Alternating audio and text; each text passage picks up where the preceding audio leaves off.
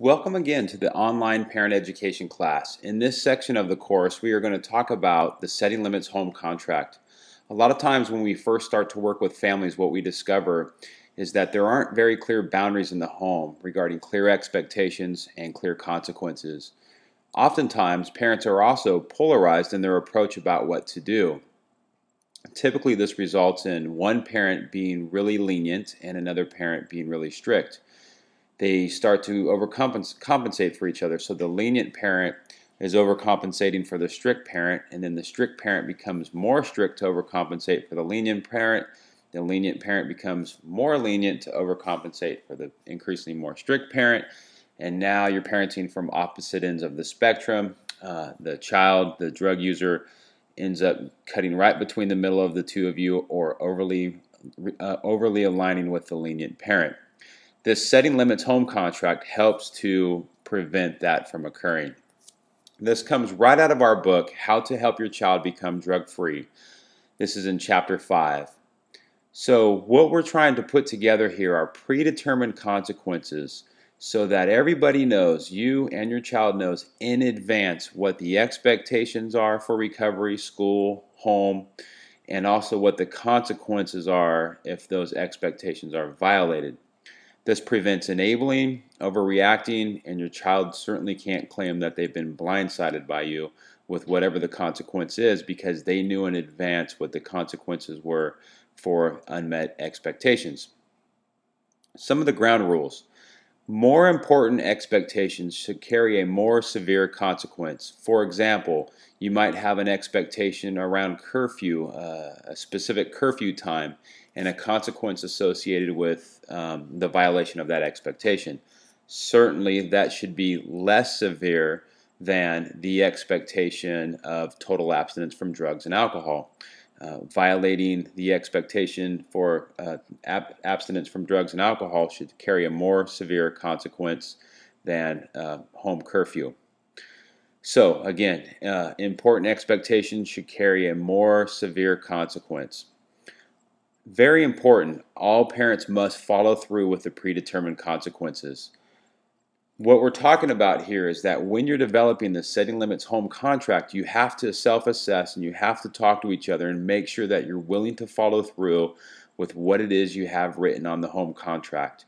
It's not okay just to try to threaten and scare your child into being clean and sober. It's important that you're really willing to follow through with what the consequences are. Not following through with what the consequences are is again back into codependent enabling behavior, and threatening behavior is codependent behavior. We only want things on there that you're able to follow through with. And again, this should help you to not be polarized, that you guys are in agreement, both willing to follow through with the predetermined expectations and predetermined consequences. So again, one contract for all households. You might be divorced and remarried. There might be two households, and again, you want to have one contract for both households. And I didn't mention this at the beginning, but you can print. You can see this home contract in Chapter 5 of our book, but also you can print this out where you found access to this presentation. There's a link that says Setting Limits. Setting limits contract. Click on that. It opens up as a PDF file, and you can print that out and just use that as a guideline. So you will see on the printout or in Chapter 5 that we have some expectations regarding recovery that we've already listed for you, such as total abstinence from all drugs, non-prescribed medications, and alcohol. Abstinence from nicotine, following through with random drug testing and alcohol testing, and tampering with a test or refusing to test is considered a dirty test. That expectation that they follow through with counselors' recommendations. We might be recommending that they attend young people's 12-step meetings to get additional support, education, insight into their issues. We might be making the recommendation that they participate in the group therapy group at our offices. And finally, that they attend all scheduled counseling appointments. We can't help them unless they're there. The consequences section to the right is where you will list the consequences for your child. You'll list the consequences for the unmet expectations, and some guidelines are no consequences longer than 3 weeks with the exception of driving. So if you're going to ground them from the computer or ground them to the house or restrict them from the phone, anything beyond 3 weeks is no longer helpful at that point. One way that some families put it together is just for example, for somebody who's under 18, so the first violation is 1 week grounding, second violation is 2 weeks, third violation 3 weeks, fourth violation we're reevaluating to determine if we need to do an inpatient rehab treatment program. So again, all consequences should have an expiration date. The child should know when the consequence is going to be over. It's not okay to say you're going to be grounded until we feel like you don't need to be grounded anymore. You have to communicate to them what it is you're looking for, what the expiration date is. So you're grounded for 2 weeks or you're grounded for 3 weeks. They know and you know when they're off grounding, versus just telling them they'll be off grounding when you feel good and ready to let them off grounding. If your child's older than 18, then the consequences can be quite limiting. Typically, it's whatever you have financial leverage over. The phone, the car, college, and the household. Sometimes parents are having to ask their child to move out, and that's a very difficult position to be in, but a very necessary consequence if that's where we are.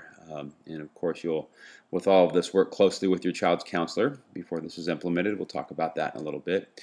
So anyway, I think you just see some of the clear expectations here. The nicotine one's a very important one. You might have questions about that. Why, or even the alcohol. Why alcohol? My child's a marijuana user. But as you've already heard from some of the other videos and presentations, we're trying to intervene into a relationship to intoxication. And if they do have chemical dependency or drug addiction, a drug's a drug's a drug. It's all the same thing. Nicotine, it's the #1 killer for young people, or it's the #1 killer for people in recovery.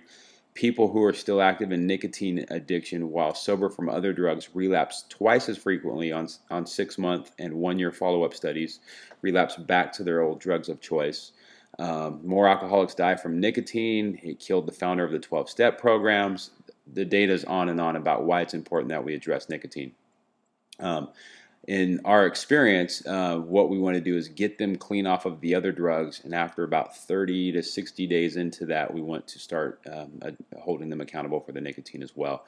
If we hold them accountable for it too early in the process, then it just kind of gets undermined eventually and doesn't play out the way that it should. If we can hold them accountable for the other drugs, they can quit the other drugs and then see if in their sobriety that it is important to get off the nicotine and understand why that's occurring for them, that there's the expectation for that. And we can talk with your counselor a little bit more about that. Follow through with random drug testing.